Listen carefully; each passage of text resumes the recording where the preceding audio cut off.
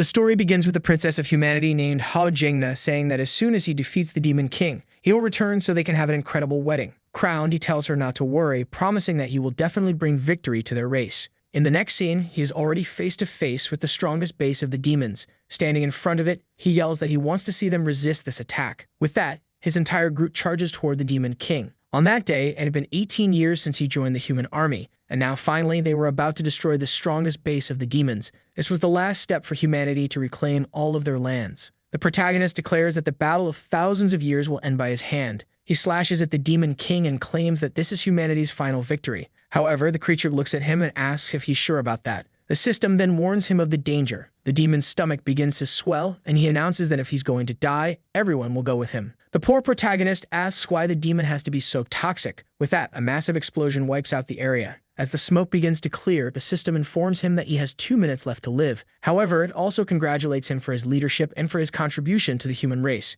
As a reward for all he has done, he is given the chance to be reincarnated. The system asks if he wants to accept, and he clicks yes immediately. Only an idiot would refuse something like that. Then he hears a voice telling him to wake up because they're coming. He opens his eyes and realizes he has been reincarnated. Standing up, he mutters that the damn Demon King thought it would be easy to kill him. But right next to him, there's a group of horned demons staring at him. The protagonist looks around and asks why there's a bunch of ugly demons staring at him like that. An old demon named Lottie tells him to get moving because the Blue Union is coming and they're all going to die. Touching his face, the protagonist asks what the old man is talking about. Then he notices a mirror nearby and slowly moves to take a look. He is reincarnated as a ranky demon named Gan Dongwo. Panicked, he asks why in the world he reincarnated as a demon. He calls the damn system and demands an explanation as to why the hero of humanity has been reborn as a filthy creature like this. The other demons watch in confusion. The system appears and apologizes, saying there was a small error during the reincarnation process. He demands the system fix it, but it explains that, unfortunately, nothing can be done. In frustration, he grabs the system and demands to speak to the manager to find out who's running this mess. The system then says it will try to create an opportunity for him to be reborn. A mission appears. He can reincarnate as a human if he dies again. However, suicide won't work. The system disappears before his eyes. The demons around him ask if Gan Dongwo has gone crazy since waking up. The old man, Lottie, tells them not to worry. Every time something bad happens, he turns useless. Meanwhile, Dongwo is more concerned about the human princess marrying someone else. Then, a rank D mage named Lao Meyer says she senses the Blue Union approaching. Except for their leader, who is rank B, they stand no chance against these enemies. The only way to survive is to use the escape route. If the Union captures them, they'll be tortured. This Blue Union is actually a friend of Dongwo's, but now he's a demon. So he has the obvious idea of finding the humans so he can die and reincarnate. He heads toward the cave. The demons ask what he thinks he's doing. The old man warns him to leave because it's full of humans, but the protagonist says running away won't solve anyone's problems. He'll buy them as much time as possible so they can escape. The others are impressed and ask if this is the coward they've always known. Suddenly, Dongwo senses something. A magic circle appears above and rocks start falling. When he looks, the only exit is completely blocked. Then small footsteps approach. The daughter of the Demon King, a rank B demon named Liu Bingyi, says they grew up together. She refuses to leave anyone behind at a time like this, but Dongwo already wants to kill this girl who refuses to let him die. He prepares to punch her, telling her to forget it. He punches the rock, but he ends up losing health instead. Turning back, he calls her stupid, all while thinking about how much his hand hurts. Poor Binky wonders why she's being scolded. Meanwhile, Lottie asks how he dares speak to royalty like that. Dongwo responds that they should never underestimate a man's determination to sacrifice himself for others. Bingy blushes as she had never noticed how manly and courageous this boy could be. However, the others start saying that if the lunatic wants to die, they should let him. After all, everyone else needs to escape. Dongwo says that all they've been doing is hiding and asks what's so terrifying about humans, claiming that he's a brave demon. For everyone's safety, he will die with dignity. The group is left impressed while Dongwo desperately begs them to believe this nonsense. The problem is that Bingy is all emotional now. Lottie says it's better to let the boy go since he seems so determined. With that, Dongwo happily strides off, and indeed he soon comes face to face with the humans. Opening his arms wide, he taunts them to come at him, calling them a bunch of weak soldiers and daring anyone brave enough to kill him. The humans rush toward him, shouting about how they've just received a free target. Dongwo was overjoyed, thinking he will finally be reincarnated and return to being human. However, an arrow suddenly flies and hits one of the humans in the chest. Instantly, panic ensues as the humans scream that's a trap. Lottie, who has entered an exalted state, has risen to rank B+. He declares that it has been 3 years since he felt the thrill of battle like he did when fighting alongside the Demon King. The system explains that demons can gain a temporary surge of power when in an emotionally heightened state. Poor Dongwo is devastated. Lottie then explains that ever since the Demon King's death, the lack of resistance had allowed humans to continue attacking demon lands. Because the demons kept running away, the humans assumed they were weak and kept taking everything. He then tells Dongwo that this time he's absolutely right. Bingyi steps forward, declaring that today the demon race will resist. The Blue Union soldiers are confused by what's happening, while Dongwo stands frozen, wondering why these demons are getting so inspired. Suddenly, Bingyi also enters an exalted state and rises to rank A. She announces that no demon will be left behind today. The humans are terrified as there wasn't supposed to be a rank A demon there. Bingyi begins to unleash a cosmic explosion of tribulation fire. She attacks the humans mercilessly, and in the next moment, a massive crater is formed. The once powerful Blue Union has been obliterated. To make things worse for Dongwo, he levels up not by 1, but by 10 levels at once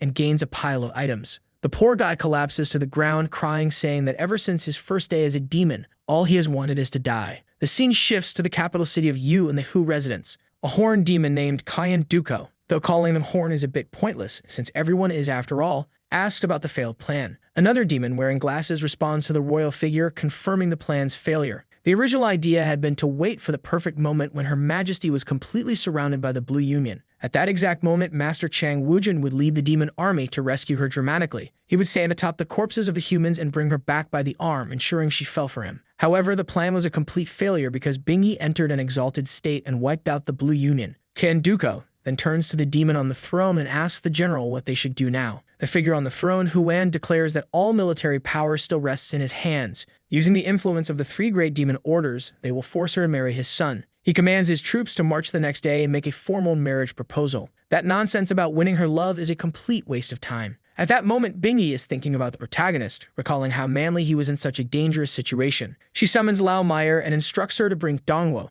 saying she wants to give him an appropriate reward. Lao Meyer wonders what kind of reward this could be, imagining the princess has something serious in mind. She tells Bingyi to wait while she fetches the boy. Meanwhile, Dongwo is busy drinking himself silly. The system advises him to start spending his points since he earned 120, but Dongwo curses at the system, refusing to spend anything. Looking at himself, he sees he is now a rank D demon. He's still relatively easy to kill, but the problem is figuring out where to find a human to do it. Suddenly, Lao Meyer arrives and informs him that Her Majesty is looking for the drunkard. However, Dongwo insists on testing something with her first. She asks why he's drunk so much, but before she can react, he pushes her aside, saying she's about to find out. He moves toward a fire and says he needs her help to die. She assumes he's asking her to kill him in some unconventional way, never imagining that this little guy could be so bold. She promptly knocks him unconscious, declaring that it's not the right time because, as of today, he belongs to Her Majesty. Sometime later, Dongwo finds himself in front of Bingyi, who grants him the freedom to walk throughout the palace. Additionally, he is gifted the Slayer's set,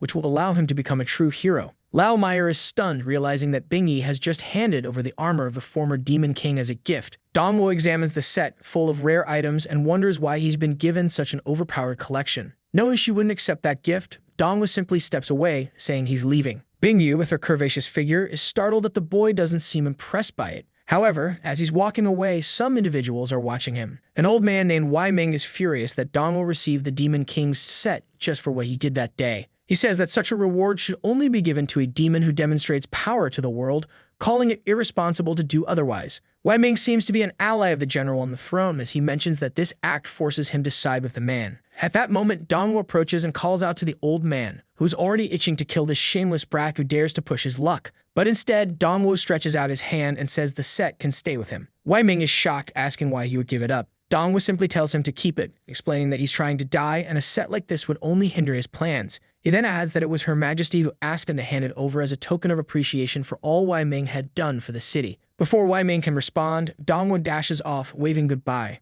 Wei Ming stands there, confused, until he suddenly yells to the heavens, calling himself shameless for even considering betraying Her Majesty. Later, Dongwo is sitting on a staircase, realizing there's no one in this place willing to kill him. Then he hears someone nearby saying the young master has finally returned. The person bows and informs him that the general has decided to begin operations tomorrow. Soldiers will be sent to propose a marriage between him and the princess, and anyone who opposes it will be killed immediately. This grabs Dongwo's attention. If that's the case, it seems he'll only have to stay in this filthy place for one more day. The next day at the kingdom's conference hall, many people are engaged in conversation, but Dongwo finds it boring and wishes they get to the important part. Kanduko then addresses Her Highness, saying that for 3 years the humans have been retreating further and further, unable even to capture the city. Bingi responds, saying the general's actions are indeed impressive, and he is responsible for many victories, deserving a reward. Ku then says that if Her Highness truly means what she says, he has a favor to ask. He summons his son, Wujin, and requests that she bless him with marriage. He mentions that they've grown up together all this time. Bingi, seemingly a bit slow on the uptake,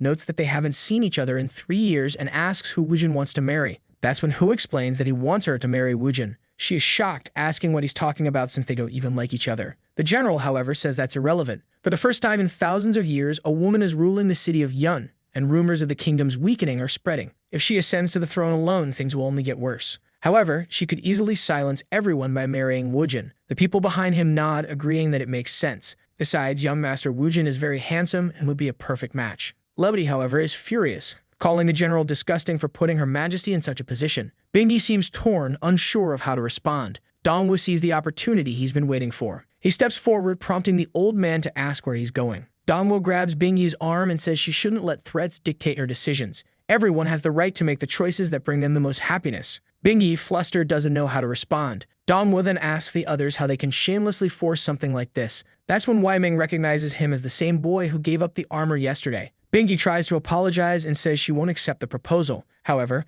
Hu interrupts, stating that he has worked tirelessly for this kingdom and all he asks for today is a reward. He advises her to think carefully about her decision. Lottie draws his bow and asks if the general is trying to force her to abdicate the throne this way. Wei Ming also steps in, warning the general to tread carefully. However, Huan declares that he holds all the military power in this place and asks if they're truly ready to start a war. Bingi lowers her head, asks everyone to stop, and says she agrees with the general's words. Dongwu, however, bursts out laughing. He says that as the rightful heir to the throne, Bingi has more claim to it than anyone else and should fight for it. He turns to Huo and asks why everyone is so afraid of him. The general approaches and asks who this child is. Dongwu spits in his face, calling him just a low-ranking general of the former Demon King and questioning why he has so much military power. In the end, he's just a lackey, so it doesn't make sense for him to act so arrogantly. All this while patting the fool's face. To top it off, Dongwu declares that Bingi is not only the most formidable and powerful person in the kingdom, but also the most beautiful. So how could that strange son of his ever deserve her? The enraged general tells Dongwu to shut up and asks who in the world would be worthy of her, if not his son, who is a great soldier. The cheeky Dongwu claims that he is. After all, 2 days ago in the cave they connected on a deep level. Dongwu is confident that the damn general will finally kill him now. Lottie looks devastated while Mei Wei mutters that she knew this would happen. The audience begins to whisper that during the Blue Union invasion, Dongwu was the first to stand up and fight against them. Meanwhile, Bingi is emotional, moved by how far Dongwu is willing to go for her. The general, however, asks if Dongwu truly wants to die that badly. Of course, Dongwu does, pointing at his neck and saying that if the general has the guts, he should just strike there. Otherwise, he'll lose his head, as Dongwu not only publicly humiliated him, but also tarnished the dignity of Her Majesty. For all these unforgivable offenses, the general declares that he will grant Dongwu's wish. Activating a powerful technique, his fist glows and everyone begins to flee. In an instant, he stretches his arm back and punches Dongwu straight in the chest. Wei Ming rushes forward, shouting that it's too late now, while Dongwu cheers, telling Hao Jingna to wait for him. He'll finally reunite with her. The entire area explodes. Flames rise as everyone watches in shock, but Wujin appears confused. Someone emerges from the chaos, and Wujin wonders how this is even possible. Dongwu had received a token from the Demon King's military order. Because of this token, he immediately jumped 40 levels and gained a passive ability. When his health drops below 30%, his defense increases fiffold. Worse yet, every 15 attacks he receives are reflected back, dealing critical damage. The onlookers whisper that such a token can only be granted by Her Majesty. As far as they know, only the Demon King himself could bestow such a blessing. It turns out Bingi was the one who gave Dongwu the token. She explains that her grandfather and father had entrusted the token to Huan because of his loyalty in life and death. However, now she decided to give it to Dongwu, granting him the right to become a general and lead part of the demon army. Huan doesn't look too impressed, assuming no one would dare betray him. He scans the room, waiting to see if anyone will challenge him. But Wei Ming steps forward and congratulates Dongwu, acknowledging him as the new general. Lottie decides to follow suit, reasoning that if Wei Ming supports him, it's best to do the same. Soon, Huan's soldiers begin recognizing Dongwu as the new general. No one wanted to align with anyone other than the queen's supporters. This pleases everyone except Dongwu, who is frustrated by the turn of events. Left with no choice, Huan concedes, saying that since she entrusted the military order emblem to Dongwu, it proves she trusts him. However, he questions how such a weak soldier will command an entire army. To prove himself, Dongwu will need to lead a team through the ancient demon cavern, a test of survival only for those deemed worthy by the kings of old. The elders shout at Huan, calling the test ridiculous, as no one has survived the cavern in the past 100 years. Bingyi agrees, pointing out that the place is considered forbidden, as everyone who enters dies. But Dongwu's eyes light up with excitement. A cave where no one has survived in 100 years? Perfect. The general laughs, calling them all cowards. Dongwu raises his hand, agreeing with the general and asking where this ancient demon cavern is. He's ready to go now. His friends are wide-eyed in disbelief. 200 years ago, during the Great Crisis, the Demon King sacrificed himself to protect his people, sealing the last demonic element in the cavern for the next king to claim. However, no demon has managed to pass the test since then. Wei Ming explains that entering the cavern requires at least 2 people. Who else would dare go with Dongwu? The soldiers murmur among themselves, wondering who's crazy enough to volunteer. The general declares that if Dongwu wants to take the test, it's up to him to find a partner. That's when someone raises their hand. It's Wujin. His father slaps him across the face, demanding to know when he started making his own decisions. But Wujin calmly responds, asking if his father thinks he's inferior. The soldiers whisper that someone like Wujin, the future of their race, shouldn't risk himself. But Wujin insists that only one approved by the ancients can inherit the king's power, and if there's going to be a new demon king, it should be him. His father doesn't look pleased, but the decision is made. The next day, Duko approaches Wujin, congratulating him on the choice. He suggests that since Dongwu seems so weak, this could be an opportunity to kill him in the cavern. Out of nowhere, Wujin starts straightening his hair, saying he knows exactly what he's doing. Meanwhile, Meyer warns Dongwu that Wujin is selfish and that he should be careful. But Dongwu is thrilled, as Wujin's presence increases his chances of dying. Suddenly, Wei Ming arrives, addressing Dongwu as general and presenting him with the best buff and healing potions in the kingdom. Dongwu thanks him, but is obviously unhappy about it. Soon, everyone gathers at the entrance to the ancient demon cavern. Dongwu hands Wujin some potions. Meyer asks if they're ready, and Bingyi, standing strong and powerful, tells Dongwu that he must survive. While Wujin stares ahead, declaring that the next demon king of this place is about to be born, the formation activates and the golden circle disappears, taking both of them with it. Inside the cavern, Dongwu unlocks the mission Test of the Ancestors. Invisible rank D monsters are already observing them. Wujin comments that he can imagine the kinds of monsters that live in this place. Dongwu remembers that Meyer warned him about Wujin being very treacherous, so he knows he needs to stay cautious. He spreads his arms wide, announcing that he's only wearing a white armor set, meaning his defense stats are extremely low. Confused, Wujin doesn't understand why Dongwu is exposing himself like this when they don't even know who their enemies are. What Wujin doesn't know is that Dongwu is eagerly waiting for him to stab him in the back. Wujin summons a red blade and Dongwu grows excited, convinced that his moment has finally arrived. Suddenly, someone yells "flower" as something flashes past Dongwu. A creature appears, and in the next second, it's already been sliced in half. Dongwu is confused by Wujin's incredible potential, but before he can react, a swarm of creatures begins attacking them. Wujin stretches out his arm and summons another flower. As the creatures close in, he releases a flurry of petals into the air.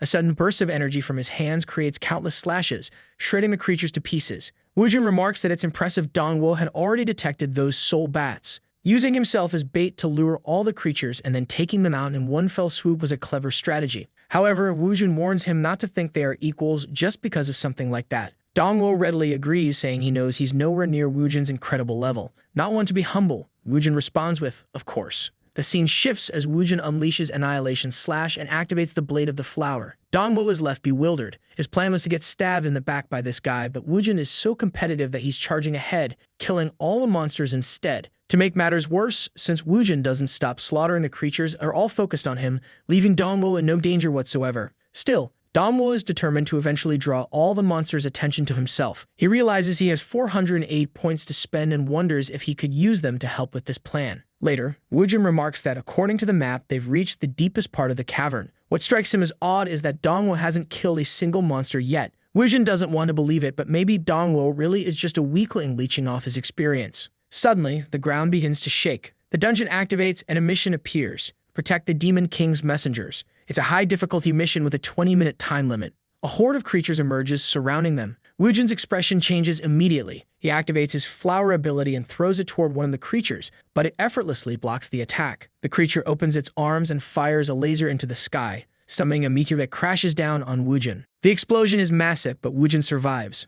Before he can retreat, however, another attack comes from within the flames. Dongwu, meanwhile, is thrilled. He's allocated all 480 points into strength, leaving his defense at the bare minimum. This way, with a single attack, he plans to draw every creature's focus onto himself. Wujin, struggling, convinces himself that Dongwu is clearly incomparable to him in this universe. It's obvious now that Dongwu is weak, Wujin unleashes his ultimate technique, causing a rain of thorns to fall upon the creatures. However, nothing happens. Standing before the largest creature, Wujin demands its death. The thorns embedded in the ground explode, but the monster remains almost completely intact, with 90% of its defenses still up. Wujin is at a loss. He's used his final technique, and the creature is essentially invulnerable. It retaliates by firing purple energy at him. As all the creatures converge, Wujin finds himself surrounded. Meanwhile, Dongwu casually strolls closer. He sneaks up behind the massive creature and prepares a surprise attack. He lands a powerful blow, creating a gaping hole in the creature's body. Instantly, every other monster turns its attention toward Dongwu, tossing Wujin aside and rushing at him. Dongwu is stunned by the sheer strength he now possesses. He never imagined that 480 points in strength would be so effective. Wujin, on the other hand, is baffled, concluding that the monster must have a weak spot on its back. It finally makes sense to him. Dongwu hadn't been attacking because he noticed this from the beginning and was deliberately creating the perfect opportunity. Now surrounded by monsters, Dongwu receives a system notification. You draw the attention of all creatures. Standing confidently with his arms crossed, Dongwu grins. His strategy has finally worked, and he's become the monster's sole target. One of the Renka creatures leaps at him, and Dongwu is certain it will finish him off. He gestures with his finger, taunting it to come at him, and opens his arms wide in celebration. Finally, he's going to become human again. But just as the monster is about to strike, a flower appears from behind him. Wujin activates the piercing petal shift. Wujin manages to cut down the creature, leaving Dongwu stunned as the remains fall to the ground. Only 3 messengers remained. While Dongwu feels desolate, Wujin comments that he liked Dongwu's strategy of drawing the enemy's attention. With Wujin having just dealt significant damage, the creatures turn their focus back to him. Dongwu, tearing his hair out, wonders what this guy is talking about. He had worked so hard to become the target of all the monsters. Wujin runs off, and Dongwu chases after him, shouting that there's no way he's letting this guy die now. Dongwu punches another creature, creating a massive crater in the ground. He spreads his arms wide and declares that the buff is now with him. Sticking his tongue out at the creatures, he taunts them to attack, proudly proclaiming himself as the perfect target. Standing still with a smug smile, he waits. But of course, Wujin attacks from behind again. The creature shifts its focus, and Dongwu yells at it not to flee. Unfortunately, his next punch lands, completely depleting the creature's health bar. Now only 1 messenger remains. Dongwu rushes toward it, pleading, "For the love of God, hit me already." The creature raises its blade, aiming it at him. Dongwu smiles, ready to finally meet his end. But before the attack can land, another peal strikes from behind, slicing the creature apart. The remains fall to the ground, and all enemies have been defeated. Wujin compliments Dongwu, saying his combat instincts are truly remarkable. He admits he didn't expect them to work together so efficiently. However, Dongwu is furious. He never wanted teamwork in the first place. Wujin, trying to be gracious, admits he doesn't usually say things like this, but he acknowledges that Dongwu is strong, worthy, even to compete for the greatest glory in the world alongside him. Suddenly, the ground begins to tremble. Electricity crackles from the floor as a voice echoes, announcing that it has been centuries since anyone dared to enter this cavern. The voice says it thought no new prodigy would have the courage to challenge for the title of Demon King. A flash of light blinds them both, and a massive blue dragon appears, congratulating them for passing the test. But the dragon declares that the real challenge begins now. Only one of them can leave the cavern alive. They have 10 minutes to fight to the death, and the survivor will inherit the title of Demon King. If they refuse, both will die by the dragon's hand. Wujin is visibly shaken, demanding to know why they must fight each other to the death. He hesitates, uncertain. Even as the future of the demon race, he can't gauge Dongwu's true strength. Meanwhile, Dongwu is overjoyed, shouting that God has given him a gift. Finally, the perfect opportunity to die has arrived. Wujin, seeing Dongwu stripping off his shirt, assumes his opponent is incredibly determined and resolves not to lose. While Wujin prepares for battle, Dongwu continues undressing, losing 50 defense points as he discards his armor. Standing in nothing but shorts and his dimensional backpack, Dongwu yells at Wujin to hurry up and strike him in the chest to claim the Demon King's title. "Just hit me already?" Dongwu urges. "One attack and you'll become the strongest of our generation." But Wujin grows suspicious. Why would Dongwu agree to come to this place and now, just a step away from claiming the title, want to give up? It doesn't add up. Dongwu, frustrated, mutters to himself about how stubborn this guy is, shouting again for Wujin to take the reward already. Wujin places his blade at Dongwu's neck and says, "You've earned the trust of Her Majesty, military power, and extraordinary strength. Even with normal attacks, you've been taking out Ranka plus demons. If we fought seriously, I might not even win. So why are you trying to surrender?" Dongwu replies that the city of Yun needs the Hu family. General Hu has followed the king's orders for years and sacrificed everything for this place. He's the true hero of the land, while Dongwu is just a lucky kid whose life doesn't compare to that of a general and his prodigy son. For the good of the demon race, Dongwu insists he needs to die here. Wujin lowers his head, recalling his mother's words that he should grow up to be a boy with a heart of gold. He realizes that the demon race will only truly become strong if they unite. Deactivating his blade, Wujin admits he has been humiliated. The boy before him, willing to sacrifice himself for the demon race, is the true heart of gold. Meanwhile, Wujin had entered this cavern intent on killing Dongwu from behind. It's difficult to admit, but he had prioritized the title of Demon King over the good of the demon race. The dragon interrupts, reminding them they have only 8 minutes left before both will die. Dongwu starts screaming, demanding to know why Wujin hasn't killed him yet. Wujin calmly says, "The Demon King said we both die in 10 minutes. So in the meantime, I want to try something different." Wujin brings his hands together, channeling energy into a massive dispersing blossom technique. The energy begins to expand, enveloping the cavern as the dragon watches. A sudden explosion consumes the entire cavern. The dragon roars, demanding to know how they dare attempt to break through the barrier. It's only been 8 minutes. Wujin, now in an exalted state, has advanced from rank A to rank A+. He turns to Dongwu, asking what he thinks about teaming up to defeat the dragon. But Dongwu bursts out laughing, declaring they're overestimating themselves. Wujin stands confidently, declaring that he now feels complete with power. The guy activated another boost, quadrupling his strength and doubling several other attributes. Dongwu, watching from a distance, mutters that this is going to be a problem. It's becoming increasingly complicated for him to die. Wujin charges at the boss, activating an illusion technique. The boss, however, fires a laser straight at his head, seemingly evaporating him. But wait, no, it was only an illusion, and Wujin appears from behind, dealing 150 damage. Unfortunately, the boss has 99,000 HP. Undeterred, Wujin clings to the ceiling, boasting about his resilience before launching another attack. A laser comes his way, but he dodges and unleashes a flurry of slashes. The problem is, each attack only does 220 or 100 damage, barely making a dent in the boss's massive HP pool. Despite the meager damage, Wujin successfully draws the Demon King's attention. Suddenly, a thick cloud of smoke surrounds Wujin. He looks around in confusion before being struck in the face by the boss's tail. The impact sends him flying, and he lands right next to Dongwu. Dongwu is now terrified. If Wujin dies, he might end up inheriting the title of Demon King. The massive dragon lifts its head, preparing an attack. The blast hits Dongwu square in the chest. He's bombarded with attacks while Wujin just stands there watching. Dongwu's HP drops to 1,400 and falls to his knees. Wujin, furious, is moved by how heroic Dongwu is, blocking what would have been a fatal attack meant for him. Wujin pulls a potion out of his pocket, which restores 10,000 HP, and immediately tosses it at Dongwu. Dongwu looks at his HP bar and turns to curse Wujin, but it's too late. Wujin is already preparing resistance and regeneration potions. The barrage of potions rains down on Dongwu, boosting all his attributes. Reluctantly, Dongwu thanks him while standing, now fully buffed. But Wujin wastes no time, charging at the boss with laser-like speed. Wujin closes in on the boss's face, clenching his fist, which glows with green energy. Teleporting from below to above, Wujin lands a series of blows. However, the boss manages to paralyze him with a technique,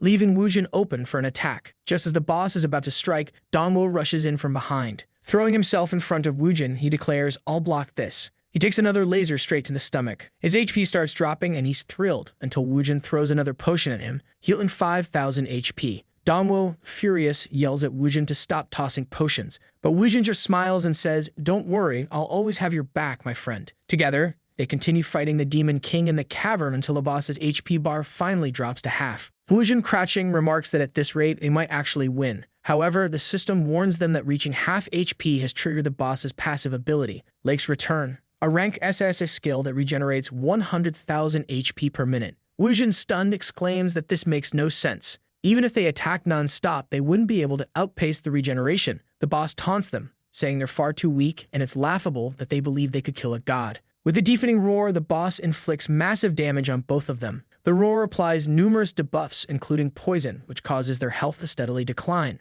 Both warriors collapse to the ground. Dongwu is nearly face down, while Wujin activates a one-time survival skill that saves him from death. He struggles to stand, but their potions are completely depleted. The boss raises its head, preparing a final attack. Both fighters know they've lost. But Dongwu says they haven't lost just yet. He explains that as long as he dies, Wujin can complete the challenge. Placing a hand on Wujin's shoulder, Dongwu tells him to claim the title of Demon King. Wujin, confused, asks what he's talking about. As the dragon unleashes his final attack, Dongwu grabs Wujin by the collar and hurls him away, shouting, "For the future of the demons." Wujin, mid-air, watches helplessly as Dongwu stands his ground. For a moment, Dongwu thinks that for a demon, Wujin isn't all that bad. As the attack engulfs him, Dongwu is vaporized. Sometime later, a golden light descends from the heavens, shining upon Wujin. The dragon congratulates him for passing the ancestor's test. It explains that in the past, the ancestors sacrificed their lives to protect the demon race. The Great King sealed the most precious ability within the demon cavern, awaiting someone worthy to claim it. For over 200 years, every demon who passed the test ended up fighting each other,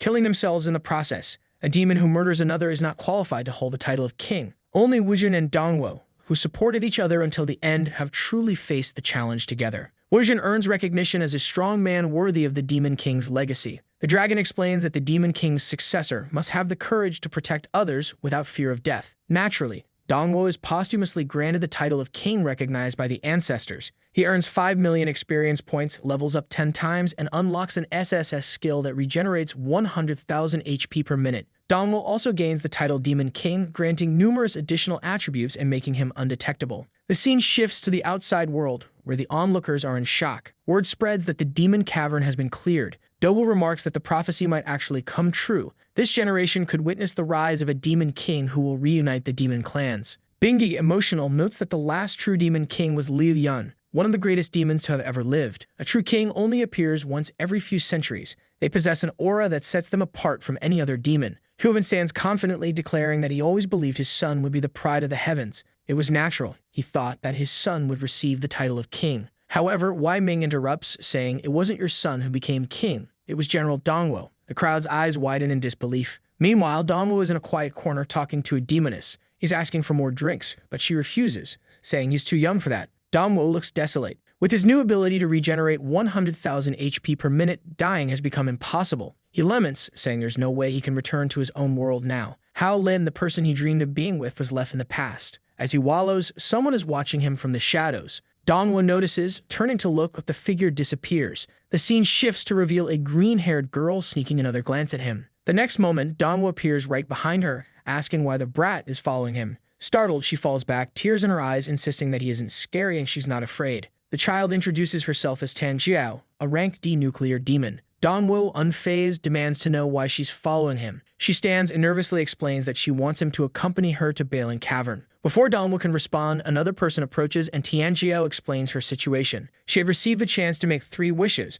but she needed to go to Balin Cavern to claim them. The child reveals that she wants to enter the cavern, but isn't allowed because she hasn't fully transformed into an adult demon. Out of nowhere, an old beggar yells in Dongwo's ear, warning that it's clearly a scam. Who would believe something like that? The beggar says. But Dongwo, curious, asks Tianjiao if this wish thing is real. He recalls hearing about a fountain of wishes in the demon world and is eager to find one himself. Tianjiao reassures him, explaining that she had to pass countless tests and spend 50,000 to earn this opportunity. The beggar scoffs, telling them both to stop falling for such obvious tricks. But Tianjiao suddenly gets emotional, revealing that this is her last chance. She worked tirelessly at the Bailing Club to earn that money because her mother's heart is failing, and she has only 1 month to live. She's desperate to save her. The beggar mutters that only an idiot would go with her, but Dongwo surprises him by agreeing on one condition. She must give him one of her wishes. "I'll either wish to reincarnate as a human or to lose all these overpowered abilities," he declares. Chang Xiao, overjoyed, agrees to give him 2 wishes if he helps her. Frustrated, the beggar walks away, muttering that these 2 lunatics deserve each other. As he leaves, the beggar recalls that Balin Cavern is rumored to house a black market group that's been very active recently. The scene shifts to Dongwo and Tianjiao standing before the cavern's gate. Dongwo presents the invitation and completes the scan, allowing the door to open. As they proceed through the corridor, someone remarks, "The fish took the bait." In another room, a demon orders the door sealed, trapping them inside. A blue-horned demon warns, "Don't hit them too hard, or they might die." Suddenly, doors begin to descend in front of Dongwo and Tianjiao. A figure with a sparking hand appears behind them and leaps forward to punch. Tianjiao warns Dongwo to be careful. The punch lands squarely on Dongwo, but his passive ability activates, negating all damage. He doesn't even flinch. Casually, Dongwo asks if this is the famed Bailing Cavern. The attacker is taken aback, finding Dongwo's calm demeanor unnerving. The protagonist remarks that he's here to collect wishes, only to notice a dangerous-looking woman in the background. Dongwo starts to question whether they've come to the wrong place. The blue-horned demon laughs, mocking his naivety for believing in such childish fairy tales. They reveal their true identity as the largest human trafficking group in the Yun Dominion. Their ruse about granting wishes was just a trap to lure victims into the cavern, where they could be captured and sold. If you obey the demon sneers, you might leave here with all your limbs intact. So be a good dog and understand your situation. One demon slaps Dongwo across the face, commanding him to submit. But before anyone can process what's happening, the demon is sent flying by a casual punch from Dongwo, embedding him into the ceiling. Dongwo sighs, asking, "How many times is this going to happen? Ever since I reincarnated, it's been one disappointment after another." Realizing Dongwu's strength, the demons ready themselves for a fight, declaring, "This kid is dangerous." Suddenly, machinery activates and the demons equip themselves with advanced combat gear resembling Power Rangers in rank B plus armor. One of them yells, "Show him the true danger of this world." 3 demons leap toward Dongwu, shouting that they'll finish him off. Meanwhile, Dongwu, having drunk too much earlier, is getting a little emotional. Dongwu mutters that life has been very hard lately. Every time he gets close to success, he fails. At this moment, he feels truly frustrated and angry. He punches the ground, declaring he's tired of it all. The impact creates a massive shockwave, throwing everyone across the room and shattering their armor. Meanwhile, Dongwu is crying his heart out. The demons are now kneeling, begging for forgiveness and asking to be allowed to leave. One of them confesses that they were forced into this situation and didn't enjoy doing such things. Hearing this, Dongwu demands to know who the powerful people behind this operation are. The demon pinned under his foot reveals that the most powerful person in the Yun Dominion is behind them. He claims that once the general arrives, Dongwu will surely be dead. Dongwu wonders who this leader could be. Suddenly, an immense energy starts emanating from the door. The demon under his foot begins to celebrate, shouting, "The general is here. You're finished." Dongwu turns around to see a figure standing at the door, asking, "Are you the one causing all this trouble?" The leader of the group steps forward. Dongwu squints and quips, "Why does it look like Duko's chubby cousin is leading these idiots?" A servant yells at Dongwu to hold his tongue to show respect, asking if he doesn't know who he's speaking to. The leader introduces himself as Dupang, confirming that he is in fact Yuko's brother. Dupang scolds his subordinates, saying, "You useless fools. Letting my name slip like that was unacceptable." The servant grovels, insisting he would never intentionally reveal such information, but Dupang dismisses him, muttering about incompetence. He then approaches Dongwu, declaring that he knows too much and must die. Dongwu, unfazed, remarks that Dupang looks strong and that he's excited to see what he's capable of. With a smirk, he tells Dupang, "I'll give you 10 minutes to try to kill me. If you can't, I won't be so merciful." The surrounding demons are confused by Dongwu's boldness, and Dupang scowls, questioning what nonsense is this about 10 minutes? Preparing his fist, he boasts that he'll have Dongwu's head on the ground in 1 second. The servant cheers, claiming this is the general's strongest attack. Dupang pulls back his fist and lands a full-force punch on Dongwu, dealing 500 damage. But within seconds, Dongwu heals 800 HP from his passive regeneration. Dupang is baffled as Dongwu stands there with a full health bar, grinning. "That didn't seem to work." Dongwu teases, "Maybe try a special move." Furious, Dupang mutters that he didn't expect this loser to have any abilities. Dongwu encourages him to stop wasting time, reminding him that the 10 minutes are ticking. Dupang, now enraged, launches into a combo of punches, landing 8 consecutive hits on Dongwu's face. The boy's body is briefly knocked to the ground, but his health bar remains intact. Exhausted, Dupang pauses, trying to catch his breath. Dongwu, lying on the floor, looks up and sarcastically asks, "Why'd you stop? Getting tired already?" His taunts infuriate Dupang further, and the general leaps into the air, preparing a meteor strike. The attack hits Dongwu directly, but it activates his counterattack passive ability. With a massive shockwave, Dupang is sent flying, taking 2,800 damage to the face. Staggering back, he stares at Dongwu in disbelief, trying to comprehend what's happening. The servant finally realizes who Dongwu is, whispering that's the pervert who caused trouble at the castle. He went to the ancestral cavern. How is he alive? Dupang wipes his face and sneers, declaring he now remembers Dongwu. "You're nothing but a filthy demon who only got this far by relying on women. I, on the other hand, am an A-class demon with 2 demon hearts, the future commander of this clan." As Dupang boasts, a set of A-class equipment descends from above, equipping Dongwu automatically. The boy cheers, now powered up, and taunts Dupang to come at him again. Dupang raises his hand to the sky, summoning his strength, and charges at Dongwu. His punches land repeatedly, dealing 40 to 50 damage per hit. However, the damage numbers are far too low compared to Dongwu's passive regeneration. Then, as Dongwu's passive counterattacks activate multiple times, Dupang is curled across the room, taking 3,000, 2,000, and 10,000 damage. His HP bar rapidly depletes until a final hit of 8,400 leaves him nearly defeated. Falling to the ground, the servant cries out for the general, who collapses like a sack of potatoes. Dupang's own survival passive activates, sparing his life once, but he's left disoriented. Struggling to his feet, Dupang demands, "Why are you still standing there with a full health bar?" Dongwu smirks and replies, "Because your 10 minutes are up. Is that all you've got?" Dupang drops to his knees, pleading for forgiveness. "Please don't hurt me," he begs.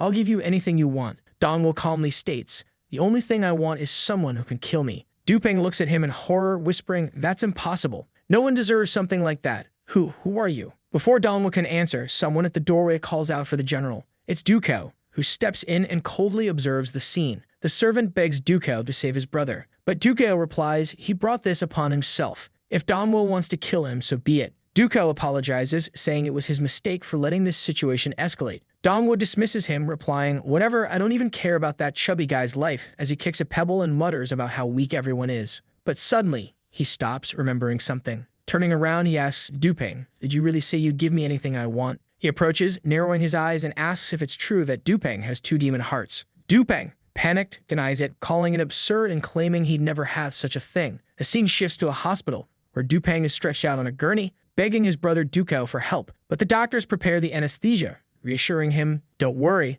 with two hearts, you won't miss one." Outside the hospital, Tanjio thanks Dongwo profusely, saying that without him, her mother would have died. But Dongwo is distracted, impatiently asking when his wish will come true and wondering what Howlin is doing at this moment. Meanwhile, Dukao is discussing with his subordinate about the energy reserves of the Demon Kingdom. Dukao emphasizes the importance of this energy. It's the only way the Yun Dominion can defend itself against the humans who are already advancing. The scene cuts to a fleet of spaceships soaring over a base. A blonde commander raises his hand, ordering the troops to prepare. In another part of the base, someone behind a curtain mentions they're doing this for Xiaofeng. Dongwo, still lamenting his fate, suddenly recalls why he misses that girl so much. She had potential, and it seems she genuinely liked him. Xiaofeng is shown muttering that although Dongwo's body isn't with her, she feels certain they'll meet again soon. Dongwo, however, cynically imagines that she's probably already with another guy raising 5 kids while he's destined to be a loser. At that moment, a group of bandits ambushes him, causing 100 damage. Dongwo screams at them, "Didn't you eat properly? Just cut my head off already." The bandits, confused, mutter about what kind of lunatic they're dealing with. Meanwhile, Dongwo, disheartened, wonders why no one can manage to kill him. Suddenly, Dongwo wakes up, shouting for someone to kill him. He shakes his head, muttering that he's been dreaming too much lately. Meyer enters, welcoming him back and informing him that Her Majesty has called an emergency military meeting. Dongwo, so groggy, follows her as the scene shifts to the meeting. Bingbi informs the generals that an immense human army is approaching their city. The attack will arrive sooner than expected and consists of over 10,000 soldiers. She explains that this is why she summoned the most important generals of Yun to discuss strategy. The last time they faced a battle of this scale was 10 years ago, and they barely survived. Huan recalls how they managed to survive that attack by employing guerrilla tactics and assassinating the human leader. That was the only reason the Yun Dominion still exists. However, he reminds everyone that the previous attack involved 5,000 soldiers, and the demons barely made it out alive. Now they're up against double that number. While the strength of the demons hasn't grown, they must somehow endure. Their only option is to buy time until reinforcements can arrive. Turning to Dongwo, Huan asks for his opinion on this matter. Dongwo, however, is only half listening, his mind racing. He calculates that if 1,000 soldiers could deal 100 damage per minute, he might finally take more damage than his passive can heal. In other words, being surrounded by this massive army might finally allow him to die. He pounds the table, declaring, "What an excellent opportunity." Rising from his chair, he insists they take the fight to the humans, meeting them face to face outside the city walls. The room falls silent, stunned by his suggestion. Even Huan slams the table, accusing Dongwo of recklessness. "This is a life or death moment for the Yun Dominion. How can you speak so carelessly?" Dongwo retorts that if they barely survived against 5,000 soldiers, it's ridiculous to think the same strategy will work against a double force. "The worst thing we can do is sit here, waiting for reinforcements," he says. "What will you do when, in a few years, they return with 20,000 soldiers? Who will you trust with the kingdom's future then?" He challenges the room, asking, "Why doesn't anyone here have the courage to take control of their own future? And what's this nonsense about the demons not growing stronger? Have you all forgotten who I am? I am the greatest enhancement to our military strength." Bingyi, visibly emotional, listens intently as murmurs spread among the generals, commenting that this is the first time they're hearing a true demon king speak. But Huan interrupts, accusing Dongwo of recklessly sending thousands of demons to their deaths. He adds that Dongwo has never been on a battlefield and has no idea how cruel it is. Dongwo counters, questioning whether Huan really believes victory will come without risk. He mocks the idea of relying on outdated guerrilla tactics and calls out Huan's defeatist mindset. "Do you really think you can win with that attitude?" he asks. "How can any soldier forget the most important thing on the battlefield, the spirit of victory?" To prove his commitment, Dongwo makes a bold declaration. "If we lose this battle, you have my permission to execute me publicly in front of everyone." The old man is visibly emotional, while the others simply stare in stunned silence. Wu Jin, however, smiles, commenting he really knows how to inspire people. Bingyi stands, declaring, "I understand now. In this war, General Dongwo will receive all our troops and have full command. Instead of standing idle, we will open the gates and meet the enemy head-on." Sometime later, in military camp inside one of the tents, Huan addresses his subordinates. He reminds them of the countless battles they fought against the human army, but this time, the humans aren't just more numerous, they're also far stronger. He admits they don't stand a chance of winning and refuses to let the soldiers who have followed him for decades throw their lives away. Taking a moment to gather his thoughts, he raises his voice, commanding his officers, When we're called to the battlefield, this time stay in the city. Do not follow Dongwu's orders. If Her Majesty blames anyone, I will take full responsibility. A few days later, the 21st Legion of the Sacred Territory reaches the Yun Dominion. Through binoculars, a human officer observes the city and remarks, "The fall of Yun City is finally upon us." Turning to his subordinate, he orders them to begin the circus. The directive is clear. No demon is to be spared this time. Missiles are fired at the city walls. Guards on the ramparts spot them and begin casting electrical magic to intercept the projectiles. For a moment, it looks like the missiles are exploding harmlessly midair. However, they continue advancing through the magical defenses. One of the demon guards is obliterated almost immediately. Meanwhile, Dongwu watches from the wall, grinning. "They finally arrived," he says. From within the smoke, a horde of robots begins marching toward the city. As the attack commences,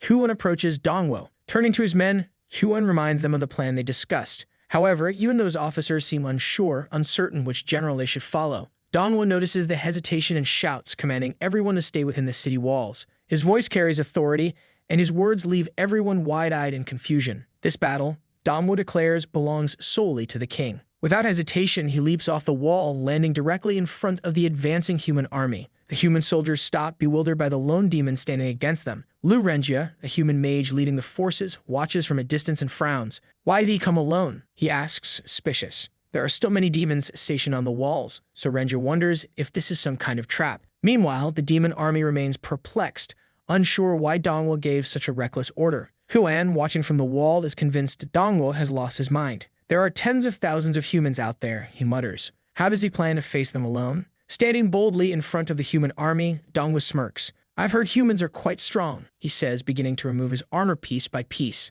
"Are you going to attack, or are you all too scared?" The humans remain silent, confused by his audacity. Turning to Lu Renjia, Dongwu taunts, "In the past, I commanded you, didn't I?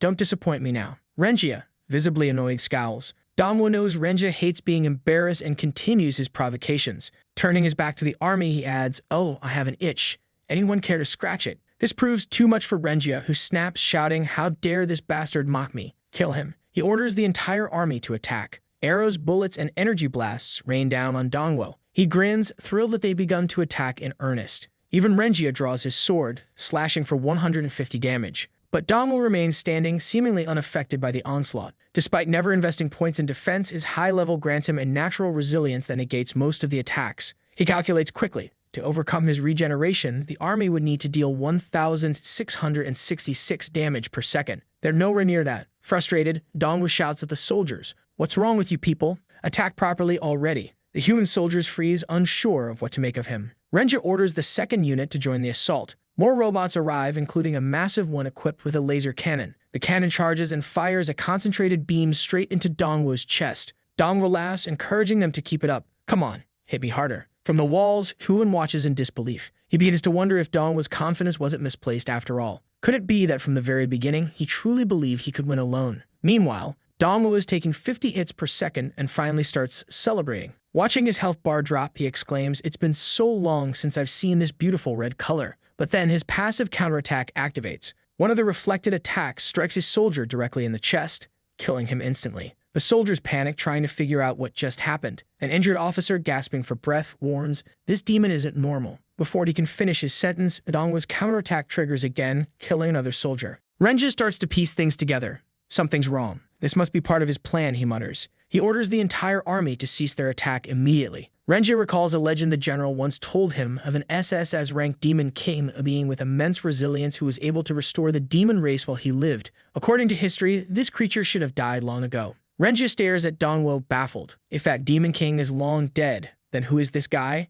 Dongwu continues yelling at the soldiers, demanding why they stopped attacking when they have an army of over 10,000 men. However, the soldiers are only muttering among themselves, commenting that his health has already fully recovered. Renjia commands his troops, "Don't fall for his provocations. Something is clearly off when attacking this guy." He then states that their mission was merely to draw out the strongest member of the demon army, and they already achieved that. "Everyone, retreat," Renjia orders. "Minimize the casualties." With that, Dongwu is left standing alone. On the wall, Meyer questions why the humans are retreating. She calls for the Imperial Guard and orders them to advance alongside her. Wujin, standing beside her, commands the entire demon army to follow him. Dongwu hears something behind him and, turning around, sees the entire demon army charging forward. Renjia, seeing this, mutters in disbelief, "Why are those lunatics attacking now when we're trying to retreat?" To make matters worse, the humans' abilities are still on cooldown. The demon army advances, shouting that anyone who dares step into their territory must be punished. Meanwhile, Huan finally admits to himself that he's getting too old. He hadn't realized how dependable Dongwu truly was, someone who truly deserves the title of king. He addresses his troops and declares, "Listen to me. From now on, follow General Dongwu's orders. This time, we'll ensure these insects never return." The soldiers salute, raising their weapons, and begin to advance. But then someone behind Huan yells, "This is bad." Huan turns around and the soldier informs him that the human army has deceived them. This attack was just a distraction. They've already infiltrated the city. The soldiers stationed at the eastern gate have been completely wiped out, and within the city of Yun, a massacre is underway. The scene shifts to chaos. Humans are stomping on Dongwu's green-haired friend, while the chubby demon has already been beheaded. Shocked, Huan asks, "How is this possible?" The humans are carrying the chubby demon's severed head through the streets. One of the invaders marches toward the castle, declaring that demons are useless. Inside the city, only Wei Ming and Bingi remain standing. Bingi remarks, "This human is incredibly strong." Wei Ming urges her to flee, while he tries to buy some time. The blonde human merely smirks and states, "Your kingdom has already been completely destroyed. Now it's time to play." Suddenly, a fireball comes flying from behind and strikes the humans dead on. Calmly, the blonde man turns around as his comrades desperately try to use potions to recover.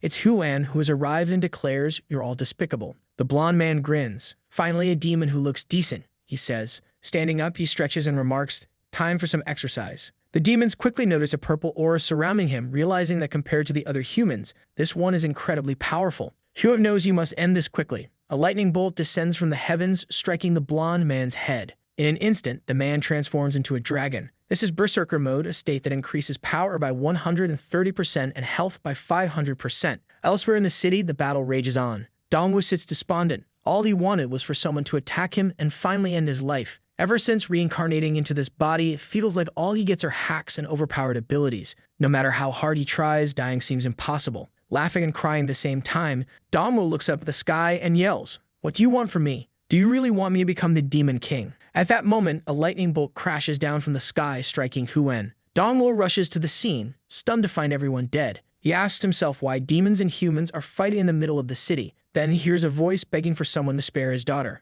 Looking to the side, Dongwu sees a soldier taunting a man, saying they'll take his daughter and there's nothing he can do to stop them. One of the soldiers wearing a hat mocks the father, telling him they're going to have a lot of fun with his daughter. The father, lying on the ground, screams for them to let her go. In response, one of the soldiers stabs the man's hand and sneers. In the end, the victor becomes king. But before he can finish, he's kicked in the face and dragged across the ground. Dongwu watches, realizing something is deeply wrong. The soldier in the hat notices him and mutters, "Why is there still a demon alive?" They drop the girl and charge toward Dongwu, shouting that they need to finish him off. As they approach, Dongwu reflects that war is a cruel place where the victors take everything. However, he's already forbidden humanity from engaging in this kind of behavior. He delivers a devastating punch to one of the soldiers, sending him crashing to the ground, nearly dead. Dongwu pins him by the neck, and the man, gasping, wonders how he lost all his HP from a single punch. "What kind of nonsense is this naked demon?" he whispers. Dongwu demands, "What legion and squad do you belong to?" The soldier reveals that they are from the 21st Legion, 511th Squad. Dongwu freezes in shock. That was his old legion. The other soldiers start running, shouting that this demon is weird.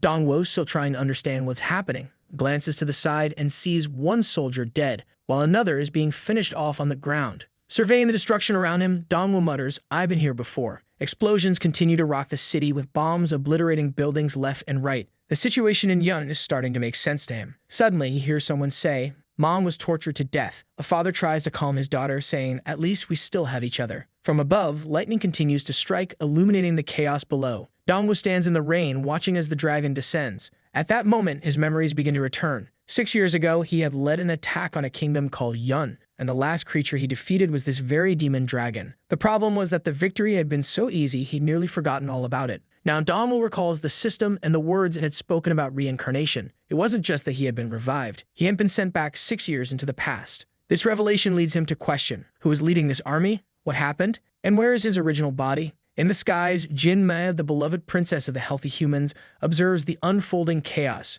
She remarks that the hatred between the races is flaring up again, noting that Dongwu was always the only one who stood apart. She reflects that war is only necessary when it's for protection, but humanity had been using it to spread unparalleled brutality throughout the world. Meanwhile, Dongwu continues walking through the ruins of the city, trying to make sense of it all. As far as he remembers, the 511th Squad had strong convictions and discipline. When they defeated the demon dragon, they had even liberated the other demons. Elsewhere in the city, a man steps on Tam Xiao. She cries out for her mother, who tells her not to worry and urges her to run away. But then a blue flame ignites within Tam Xiao, and she seems to lose consciousness. Bao Lai, one of the captains of the 511th Squad, observes this with amusement, commenting on how much charm this demon woman possesses. Witnessing this, Dongwu declares that something truly unforgivable has just occurred. The scene shifts to a door. Inside, people are celebrating, saying that the lady of the house has given birth to a healthy boy. Huan opens the door and asks where his son is, while the demons outside remark that they've never seen him so happy. Huan picks up what appears to be the baby, cradling him gently. He promises to take care of the child so that he will grow up strong and protect the kingdom of Yun. Back in the present, a golden lightning bolt cuts through the skies, striking the dragon. Despite this, Huan defiantly declares that he will never allow scum like them to destroy the kingdom of Yun. The human warrior opposing him, however, seems unfazed. Calmly, he remarks, "For a dragon, you have quite the long health bar. But it's time to end this." He leaps toward Huan, delivering a direct attack to the dragon's head. Golden slashes carve through the air, and it becomes clear that Huan cannot withstand this assault. The human lands with a confident swagger, one hand still in his pocket. Huan reverts from his dragon form, realizing that this human had been toying with him from the start. With his current strength, no one here could stand a chance against him. The human warrior coldly remarks that he still isn't satisfied. Raising his sword, he prepares to finish Huan. But just as he strikes, someone blocks the attack. Confused, the human looks up as the demons glance behind them in shock. At first, Dongwu appears to have intervened, but no, it's Wujin, who has arrived to protect his father. Wujin declares that he is here to kill this intruder. Huan, however, scolds Wujin, telling him to stop being foolish and understand that he doesn't stand a chance against this opponent. But Wujin responds, asking, "Is that really all you think of me? Do I truly mean so little to you?" Wujin recalls a moment from his past when a demon asked him who he admired most. His answer was immediate: the general who led the armies into battle. That man was number one. He also remembers showing his father a report card, proudly stating that he had achieved the highest score in military aptitude. But Huan, seemingly uninterested, simply said, "I see," and dismissed it. Feeling disheartened, Wujin left the room. Later, as a young man, he returned to his father and announced that he had ranked first in the army's entrance exams. But again, Huan merely replied, "I went through the same thing when I was young," showing little enthusiasm. Once more, Wujin left feeling crushed. Years later, Wujin achieved the rank of lieutenant general and told his father about it. Yet Huan still seemed indifferent, prompting Wujin to shout, "Will I never earn your approval?" Back in the present, the human warrior looks impressed. As Wujin steps forward, Huan urgently tells him to retreat, warning that this is no ordinary opponent. But Wujin declares that it doesn't matter who he's facing, be it a god, demon, or Buddha. Anyone who sets foot on their territory must be executed. Huan tries once more to stop his son, thinking to himself that Wujin doesn't yet understand how powerful humans can be. Wujin, however, ignores him. He charges forward, shattering the human's sword and swiftly cutting down two soldiers. The human warrior, now visibly shaken, watches as his armor status displays broken. Wei Ming, observing from a distance, is stunned that Wujin eliminated two opponents with a single attack. Wujin remains silent, his presence commanding attention. The human warrior steels himself, remarking that this demon is unlike any other. He's right. Wujin takes to the air, an aura of power radiating from him. The human appears nervous as Wujin prepares an attack, green energy glowing in his hand.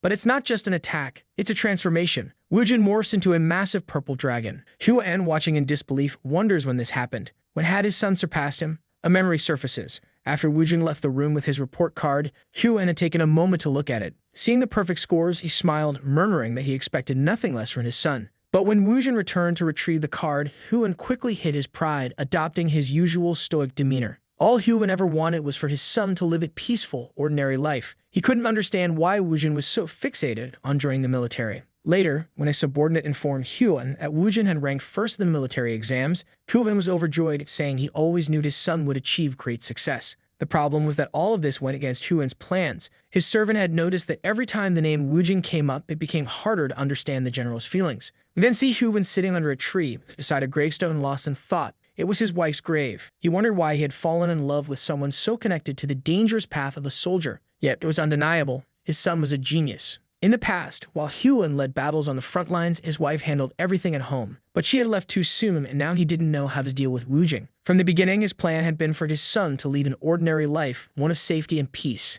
Back in the present, Huan realizes he was wrong. Wujin unleashes the dragon's breath. The human warrior attempts to shield himself, but the laser blasts straight at him, triggering a massive explosion. Wujin hovers silently in the air, observing. But as the smoke clears, the human stands unharmed, laughing. "Finally," he exclaims, "a demon willing to give me a real challenge." The human steps forward, declaring, "Now let's put on a real show." Tossing his blade behind him, he taunts that the fun is just beginning. Huan, however, looks terrified. He had seen diagrams of that weapon before. It was no ordinary sword. Wujing, unshaken, simply motions for the human to come at him. But suddenly, Huan throws himself in front of the human, trying to warn Wujing about the sword. However, the human doesn't wait. He strikes. Wujing freezes as everything behind him suddenly disappears. Huan knew it. This was the blade that could cut through anything. The entire castle begins to collapse and a deep gash appears on Wujing's arm. Bingyi and the elder nearby call out his name in alarm. Huan steps forward and admits, "I've been wrong this whole time. I should have said it long ago.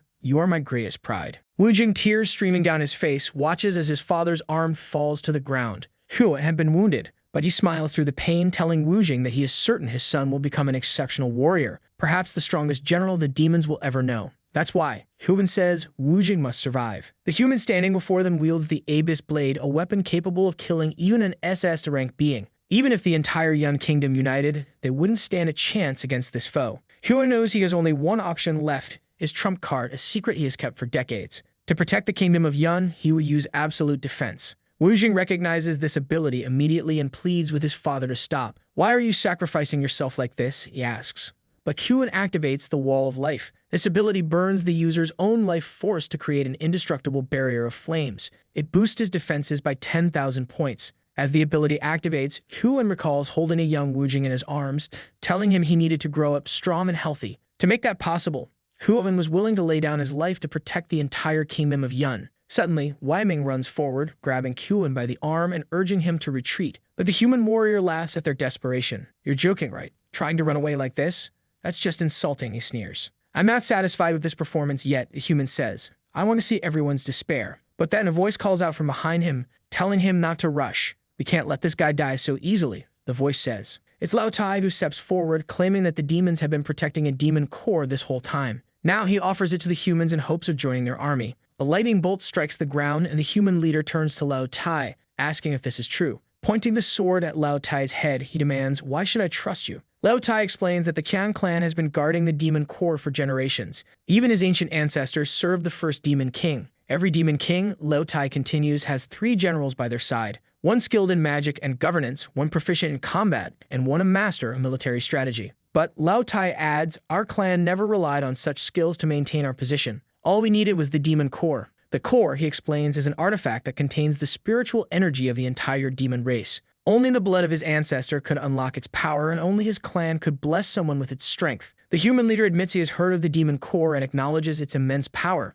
But he asks, "Why have you been giving this to me? Do you think I'm an idiot?" Suddenly, Lao Tai's expression changes. He bows his head, apologizing. "I'm too weak," he admits. "All I want is to keep living." The cube-shaped core rolls across the ground as Lao Tai confesses that he has no potential. If he tried to use the core himself, he would die. Furthermore, the status of his family within the demon race has been declining, and that's why he seeks a new place among the humans. Bingyi steps forward, shouting at her uncle, "Have you gone insane? That man has slaughtered countless of our people." She points to the human leader, reminding Lao Tai that this very man beheaded his brother. The blonde human glances at the severed head nearby and nonchalantly kicks it toward Lao Tai. The head lands at his feet. Smirking, Lao Tai remarks, "That fool deserved it. Who told him to provoke someone stronger than him?" Understanding the difference in power is the foundation of nature. Humans or demons, it doesn't matter. Turning to the human leader, Lao Tai asks, "Do you agree?" The human laughs, amused by the betrayal. "Interesting," he says. "You really trusted me with something so important. Since you're so eager, I'll accept it." But then Lao Tai's expression shifts again. He covers his mouth, muttering something under his breath. "Prepare yourselves," he warns. "Protect the demon lord." Suddenly, Weiming sneaks up behind Huan and activates a life core destruction ability. Bingyi looks confused as a green circle forms around them. Lao Tai then activates the demonic core, spilling blood over it. The core begins to open while the clueless fool asks what's happening. The demon smiles, saying his clan had been waiting for this moment for generations. This was something only he could do. For years, they had been receiving blessings from the demon race without a way to repay them. Man, the place is exploding. Everything starts to get swept away, but luckily, everyone is inside the dual barrier within the main barrier. The energy continues sweeping through the city, disintegrating all the soldiers. From a distance, Meyer asks what's going on. In the skies, once again, a golden lightning bolt appears as rain pours down. It strikes the ground as the smoke clears. Man, Lao Tai is all burned up. He says, unfortunately, he used up all the power he had. But that was just 1% of the demonic core. While Jin helps his father, Lao Tai falls to the ground, saying he feels frustrated. The class as Dragon Geta had been summoned. using its absolute defensibility to block all damage for 30 seconds.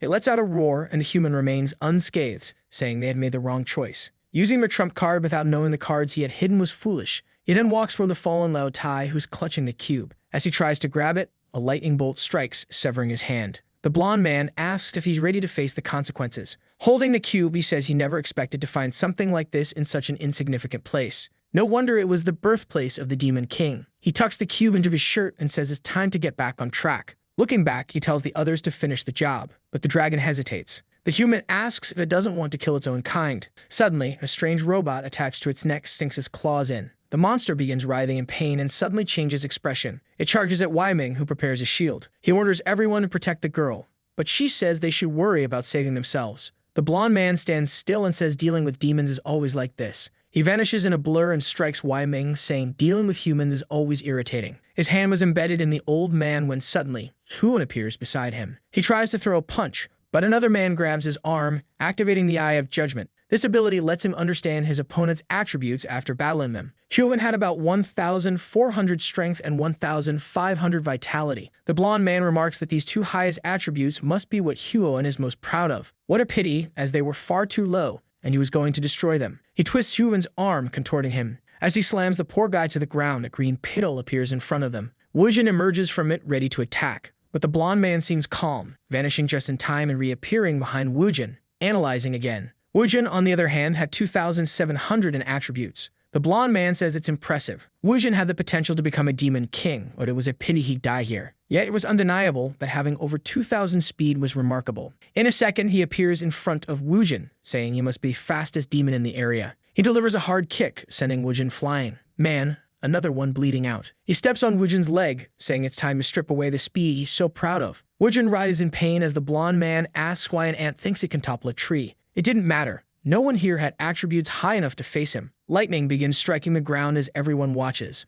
A mass of shadows starts to emerge. This was an S-rank ability that allowed him to create copies of himself as long as he had enough energy. Slowly, Wei Ming starts getting up. A hand grabs Bingy by the mouth, and the man says he's always wondered, are demons really so weak, or why do they even exist? It was then that he began to understand. Man, why? He killed the kitten, for crying out loud. Oh no, someone has to kill this guy. Now's the time for our protagonist to show up and kill this son of a. The bastard says he now understands the value of their existence. Demons existed solely for his amusement. He lets her fall to the ground. Bingy, utterly broken yet strong, says there's no more hope. Man, she even takes another kick to the face. At that moment, Huan stands up, saying this time they had lost. But he alone would face death head-on. The human praises him, saying that even at the end, the kingdom's protector had such integrity. However, ending things like this would be less fun. He nods and Huan hears a scream. Turning around, he sees Wujin immobilized. The man asks if that isn't his son and says he'll spare Wujin's life if Huan kneels. If he does, his son walks free. Wujin calls the man a beast, saying his father would never do such a thing. However, the blonde man keeps laughing, saying they should enjoy their one and only chance.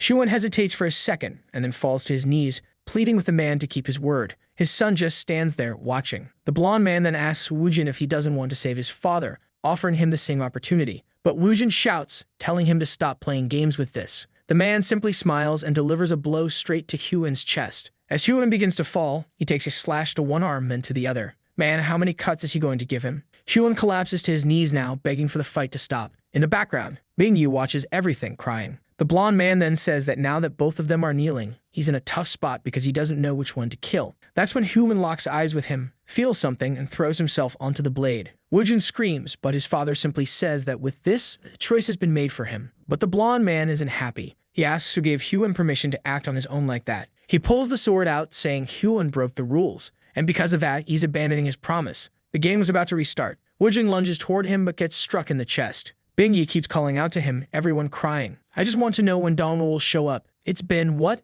10 chapters since he disappeared. The blonde man then starts pulling a chain from the ground. Suddenly, everyone's hands are bound and are lifted into the air. Man, look at what this guy's done in the past. Someone please kill this guy already. Wujin gets struck in the stomach. The man says he's avoiding all vital points to ensure they'll endure as much pain as possible. He then calls for the dragon to approach. Placing the sword on his shoulder, he declares it's time for the final celebration. He orders someone to summon Vice Commander Bao Li, saying Bao Lai must be tired of playing by now. But the person on the other end of the line responds, saying he's gotten quite bold. The blonde man asks who's speaking and where Bao Lai is. Someone behind him shouts that Bao Lai is right there. He turns around and Dongwo has finally arrived with his rank as team of 7. Dongwo says he's seen enough of this situation. He didn't expect the man to stoop so low in his quest for power. Dongwo blames himself for letting things get this bad for the people. But this was something he should have known. A beast will always be a beast. For all the crimes the man has committed, he deserves to be executed slowly. The blonde man scoffs, calling Dongwo another piece of trash. He disappears from the dragon's side, saying he'll finish this quickly, and is already in front of Dongwo, smiling. But then he takes a punch to the face so hard it breaks his glasses, unable to even calculate the force.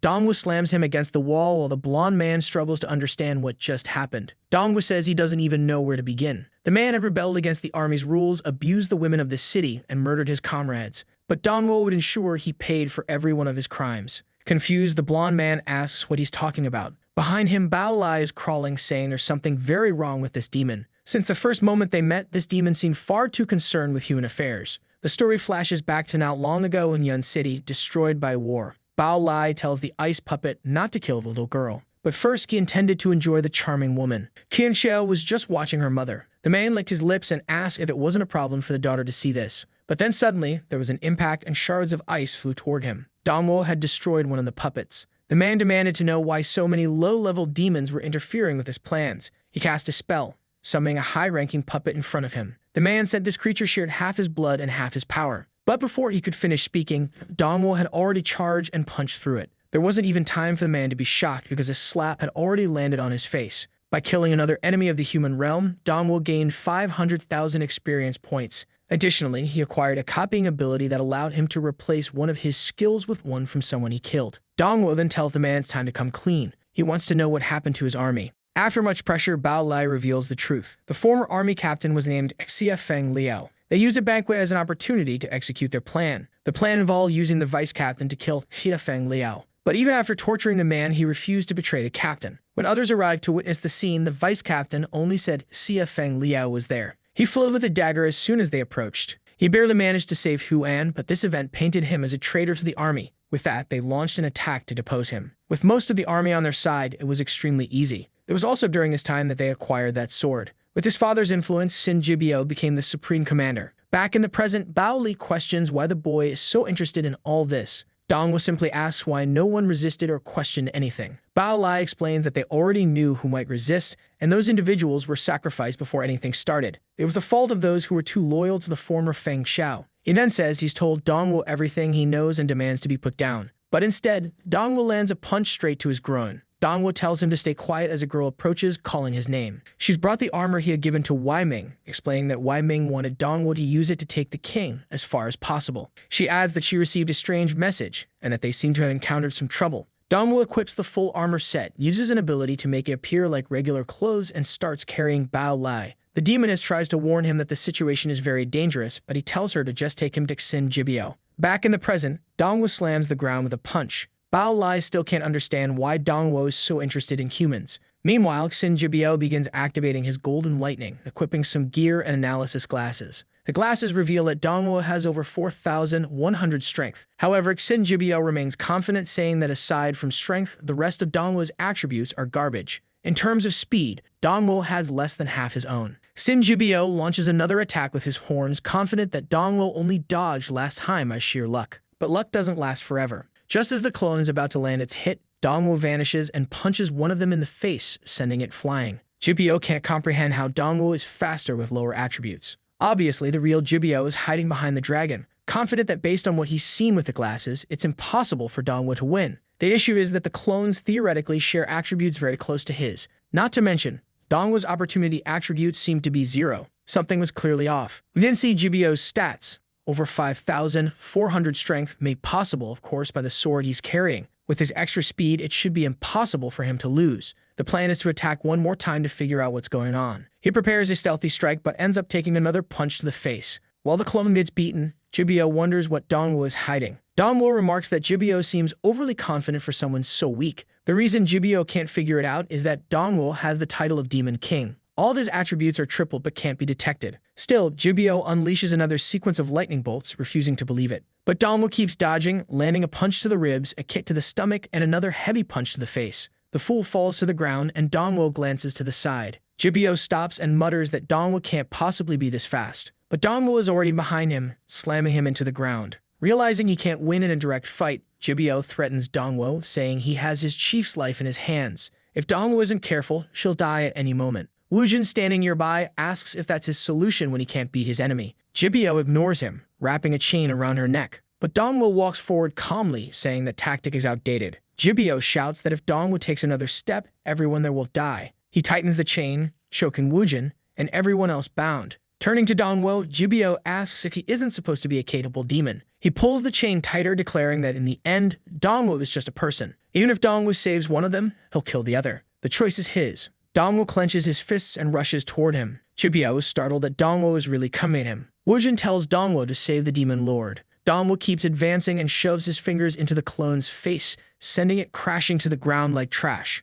Wujin asks why Dongwo saved him instead of Bingyi. But Dongwo tells him to take another look, explaining that he wasn't going to save just one. He had stolen Bao Li's puppet creation ability and used it to save her. He then commands the golem to protect everyone there. They start freeing everyone while Bao Li stammers, asking how this is possible. That was his ability. When did Dongwo learn it? As far as Bao Li knew, it was completely unique. Suddenly, one of Jibyo's clones attacks the puppet from behind. But the puppet effortlessly lands a punch, sending it crashing to the ground. It's revealed that this is how Dongwo defeated Bao Li and decided to copy his ability. Jibyo realizes that Dongwo having this skill is entirely his fault. Strangely, this ability came from the demon cavern. While powerful, it has two weaknesses. First, it requires water nearby to activate. Second, creating the golem consumes a significant amount of blood. If the golem is as strong as Dongwo, he must have used nearly all his blood. This means the real Dongwo is currently weak. Jibyo yells for the captain to ignore the golems and attack the original body. He believes Dongwo is bluffing and one hit could end everything. Dongwo stands still silent.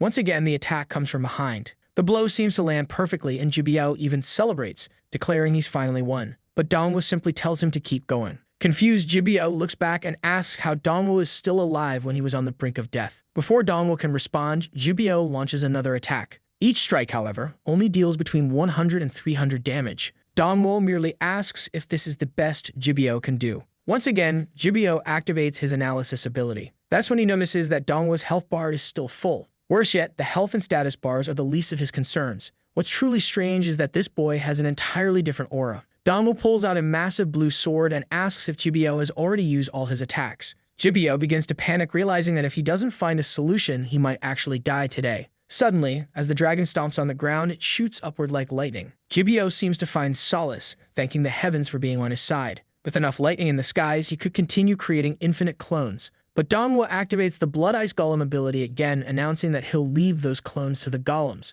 The golems keep an eye on the battered group, and it's clear that Kyuan has lost both his arms. Lying on the ground, Bao Li mutters that he should have realized from the moment Dongwo appeared why he was so invested in humans. He wonders how Dongwo knows so much about the army and the captain. Dongwo responds that in a storm, lightning isn't the only element present. He begins summoning more golems, declaring that now he has a continuous water source. Even if Jibyo believes Dongwo's stats are lower, invoking this legion would prove otherwise. The dragon stands still as the clones battle the army. Jibyo looks at the creature, asking why it isn't moving. That's when Dongwo suddenly appears beside him, activating a celestial transformation in his hand and delivering another punch to Jibyo's face. Dongwo tells him that it's taken long enough, but this war is about to end. Once again, Jibyo substitutes himself to survive. He has realized that in a direct confrontation, there's no way he can win. However, he's starting to understand the boy's ability. Dongwo has incredibly high regeneration, but every attack causes him to lose blood. Jibyo's plan is to use his SSS-ranked weapon's energy storage ability. Once it's fully charged, he can cut Dongwo in half with a single strike. All he has to do is keep stalling for as long as possible. But then one of the ice clones sneaks up from behind and stabs him in the chest.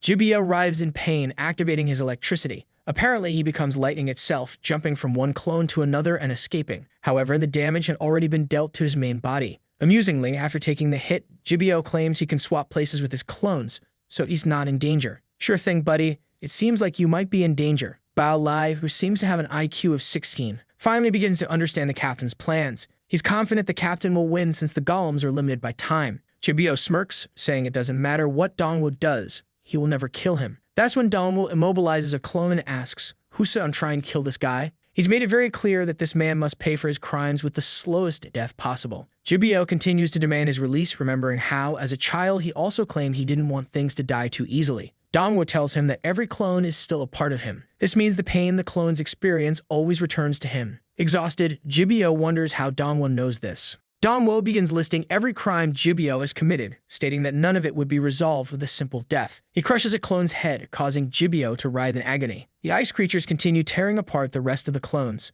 Dongwo slices through another, saying Jibyo will feel every one of these attacks. He must pay for all the pain he inflicted on others. Lying on the ground, Bao Lai realizes that the captain's ability is now the biggest problem. Jibyo is starting to lose his mind from the pain. Yet Jibyo remains confident, knowing that all he needs to do is finish charging the sword. It's almost ready. Finally, the weapon reaches full charge. He raises it high, declaring that with this strike, the entire demon clan will be erased. The golden light shoots into the sky. We then see a small creature hopping from branch to branch in the forest. It hides behind some grass and looks around. A soldier passes by, asking if anyone has seen the lightning dragon. The creature, perched on a tree, watches them move past. It approaches a younger Dongwo and is startled. The creature tries to attack, but Dongwo simply offers it some food. He tells it that he hates the war between humans and demons as it's causing so many to go hungry. All he wants is for it to end. Back in the present, Jibyo declares that this is Dongwo's end. This will be the attack that wipes out the entire demon clan. The dragon watches the two of them. Dongwo stretches his hand forward and says, "Return." The blonde man is ready to deliver the final strike. Suddenly, the entire sword disintegrated.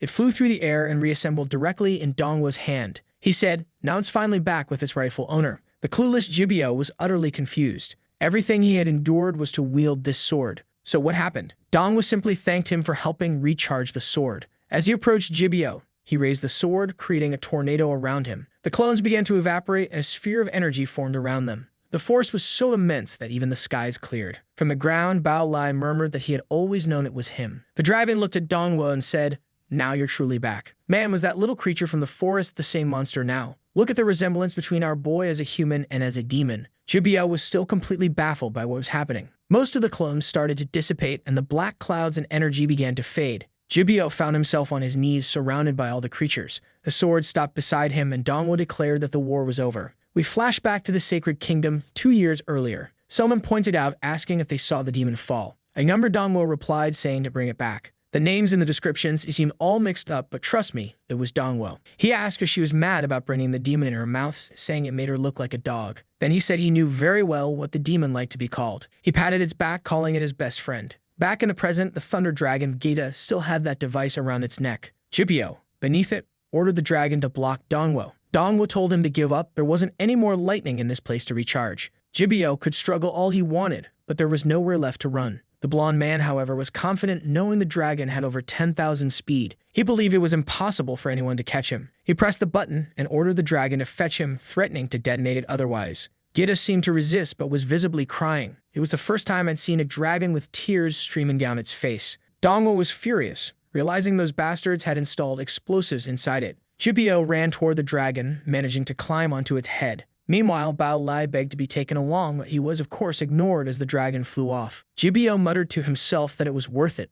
In the end, he was still leaving with the magic core. Wei Ming commented that at this rate, Jibyo would manage to escape. Wu Ming looked at Dongwo and remarked that something seemed to be on his mind. Dongwo was considering giving up. He thought there was no chance of capturing Jibyo without risking Gaeta's life. This left him disheartened until he heard a voice in his head. Someone told him they believed in him. It was the dragon's voice saying it trusted him, so there was no reason for hesitation. Jibyo struggled to hold on to the dragon, which asked Dongwo if he remembered the game they used to play. Then it lunged to bite Jibyo, catching him midair. With Jibyo in its mouth, the dragon told Dongwo that it was his turn now. It turned back toward Dongwo, who steeled his expression and prepared the sword. Jibyo, still in the dragon's mouth, yelled not to blame him. He activated the self-destruct device, declaring that at the very least, he would die there. The self-destruct countdown ticked from 83% to 90%. Dongwo observed as it reached 97%. At 99.5%, he delivered a precise slash, destroying the device around the dragon's neck. The dragon managed to land safely. The demons were still frozen in fear. The fool Bao Lai was still trying to comprehend why everything was going so wrong. As the smoke cleared, Jibyo lay in a pool of blood. Slowly, Dongwo approached.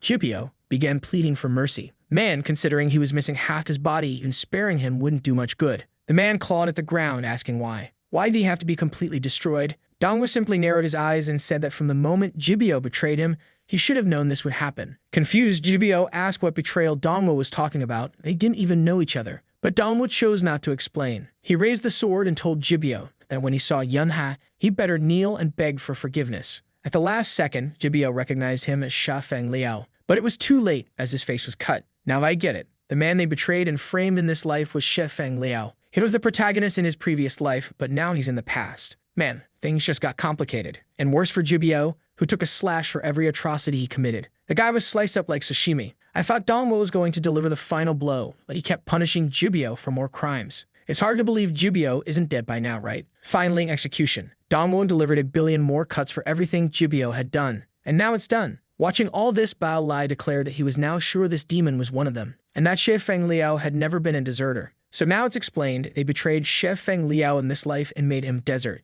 Because of that, Dongwu killed an S01 class demon. The course of the story had changed and he gained 2.2 million experience points. But then comes a plot twist. The scene shifts to a girl looking at a guy in a capsule. She says that now things were being completed. She mentioned that the weapon, the equipment, and the dragon had apparently all returned to him. The only thing missing was the woman. Man, she's really eager, and the girl is putting in the effort. The scene then shifts to the human base with someone saying they've received a message from the army. Unit 511 had been completely defeated, and Jinbio had sacrificed himself. That old man there is Xin Cheng of the Divine Legion and was Jinbio's father. Xin Cheng must be the most Chinese name I've ever seen in my life. The old man asks if they found the body, and the people say unfortunately not. He then says to prepare a national funeral with an empty coffin. The message was to be sent to everyone that his son had died honorably on the battlefield. He continues fishing while someone behind him is clenching their fists. It's Xinling Jinbio's sister, who says that damn Yun Kingdom, she would make sure to kill everyone who lived there. The scene then shifts to a somewhat Arabian city. Inside the castle of the Wind Kingdom, a horn guy says that this letter came from the Conference of Alliances and asks His Majesty has chosen the representative. This guy is the king of the Wind Kingdom named Mo Fang. He knows that this Conference of Alliances is just a public humiliation for small nations like his. He then says that his city can barely produce rank of talents, and every time they send people, few return. But the guy completely ignores this and just asks if he has already decided. The man begins to transform, and Mo Fang asks for 2 days to choose the people. Well, man, but he was already killed with the guy saying that now the decision is made. The scene then goes to the Yun Kingdom and there's someone going to talk to Bingyi. Obviously, there's also someone delivering the so-called letter of the Conference of Alliances. The messenger says they never imagined that the Yun Kingdom would be attacked like this, and they've already sent some support. Bingyi is injured but healthy, saying she appreciates the assistance they will send. The demoness thanks her back, saying she's looking forward to knowing who will be the representatives of the Alliance this year. After all, this is the biggest annual event of the entire demon race. We then see a construction site. Someone extends their power and man, the whole building is reassembling. It's Tian Xiao working hard, until someone approaches and tells him to rest because the general wants to see him. Man, that's Lao Tai. The guy is alive at least. Well, not entirely, he's got his horns bandaged. He says he didn't expect to see a child helping, but Tian Xiao just says that it's the right thing to do since they also helped his mother. Apparently, it's Lao Tai who lost one of his hearts,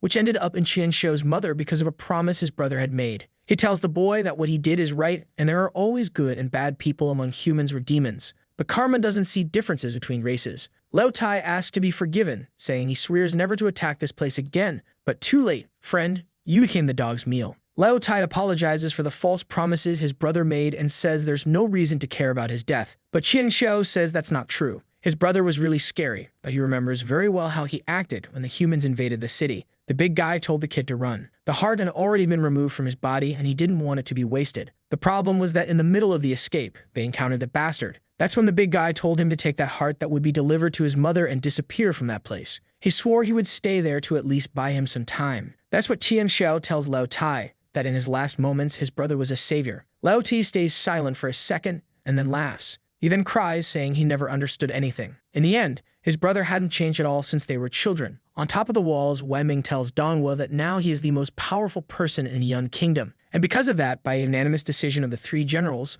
the rarest artifact would be given to him. That would not only have the capacity to elevate him to rank S, but also grant extraordinary abilities. But Dongwu tells them to keep it. So much energy would be much better spent rebuilding this entire kingdom, especially since he was preparing to leave this place. Confused, Wei Ming asks why he's joking about this. Meanwhile, Dongwu thinks that he knew they would react like this. As quickly as possible, he wants to find a way to become human again. He's still worried about Handi and whether she's safe. After all, he was human, and they were demons. He couldn't keep getting so close and developing feelings. He's realizing that it's getting harder and harder to die, and he's sure the demons won't help him with that. Suddenly, the dragon tells him to relax because Princess He was safe for now, and he wasn't going to leave there alone because he would always be by his side. Dongwu thanks him, saying it's always good to have him around. Gaeta then asks Dongwu where he plans to go. Meanwhile, Wei Ming keeps pressing to know his plans, but the dragon simply spreads its wings and flies away. In another part of the city, Woojin is lying in bed beside his father. He asks that his father knows when the next prosthetic arm will arrive. Hyun replies that he's already asked that 3 times today. Hyun wonders why his son is so worried and if it's because of that person. Woojin ignores him and tells his father to rest. From the moment he saw that man at the court and after everything he did in the cave, he should have realized it much sooner. That man wasn't a demon at all. He belonged to the race Woojin hated most. In another part of the mountains, the system window displays the same message, stating that the only way to become human again is to die. Dongwo tells Gaida that, unfortunately, no matter how many times he tries, that's the only answer. The problem is that with his current power and abilities, it's far too difficult for anyone to kill him. He needs to find someone above rank S with an ability to kill him instantly. But even in his past life, the only time he encountered something like that was in the Demon Tower. He mentions to Jada that there's one solution, but it requires him to remember that he's just a contracted beast. Thinking of a way to help kill his master makes him feel bad. Suddenly, a boulder at the top of the mountain begins to fall, heading straight for Dongwo's head. But Gida slices it apart effortlessly. Gida says that, unfortunately, as a contracted beast, he will protect Dongwo no matter what happens. Out of nowhere, a bear appears to attack Dongwo, but it gets blasted with a laser to the face. The dragon apologizes, saying he's not doing this intentionally. Night falls and the bear becomes dinner. Dongwo, now full, picks up his sword and tells the dragon that it's best for him to recharge too. He slashes, activating a dimensional space. As they are about to enter, Dongwo begins dismantling the sword. He says that at dusk, they'll head east in search of the Demon Tower. Even though it's a vague objective, it's the only option he has. And if that's the case, what else can he do? But then, he senses someone approaching. The person places a blade to his neck and asks if the handsome one is planning to leave without saying goodbye. It's Woojin, who says there's a celebration happening in Yun's territory, yet the true hero is trying to run away. Dongwo asks why Woojin isn't drinking there instead of coming here. But Woojin ignores him, demanding to know Dongwo's true purpose in coming to the Yun Kingdom. The protagonist notices Woojin's fury, but also realizes he has no intention of killing him. Woojin keeps pressing, asking about his connection to humans and why he knows so much about them. Why does the Thunder Dragon follow him, and why did that human weapon fly into his hand? Dongwo grabs his sword and reveals that he is human. He pushes Woojin's arm aside and says it's a pity, but Woojin can't kill him now. After all, dying wouldn't be a bad thing for him. Woojin responds that he's noticed Dongwo is always seeking death and doesn't understand why. From the trouble with his father to the events in the cave, Woojin doesn't get why Dongwo wants this.